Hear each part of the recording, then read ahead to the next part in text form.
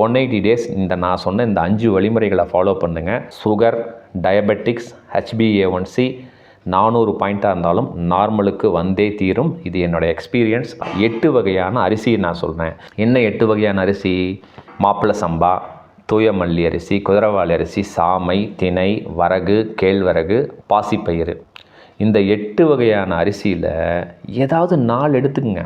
4 பங்கு அரிசிக்கு பதிலாக ஏதாவது இதில் 4 எடுத்துக்கங்க. ப்ளஸ் 1 பங்கு உளுந்து எடுத்துக்கங்க, ப்ளஸ் வெந்தயம் எடுத்துக்கங்க. தோசை சாப்பிடுங்க. பழ வகைகள் சார், என்னென்ன பழ வகைகள் சாப்பிட்லாம்? மா, பலா, சீத்தாப்பழம், கொய்யாப்பழம், சப்போட்டா பழம் சாப்பிடக்கூடாது. ஏன்னா இதுக்கெல்லாம் கிளைசமிக் இண்டெக்ஸ் அதிகமாக இருக்குது, சுகர் அதிகமாக இருக்கும். ஓகேங்களா? நீங்கள் சாப்பிட வேண்டிய பழ வகைகள் அதே கொய்யாக்காய் சாப்பிட்லாம், பேரிக்காய் சாப்பிட்லாம், பப்பாளி ரொம்ப பழமாக இல்லாமல் மீடியம் காய், ப்ளஸ் ஆப்பிள், வாழைப்பழம், மாதுளப்பழம் சாப்பிட்லாம். அந்த வாழைப்பழம், மாதுளப்பழம் நான் சொல்கிற மாதிரி நீங்கள் சாப்பிடுங்க.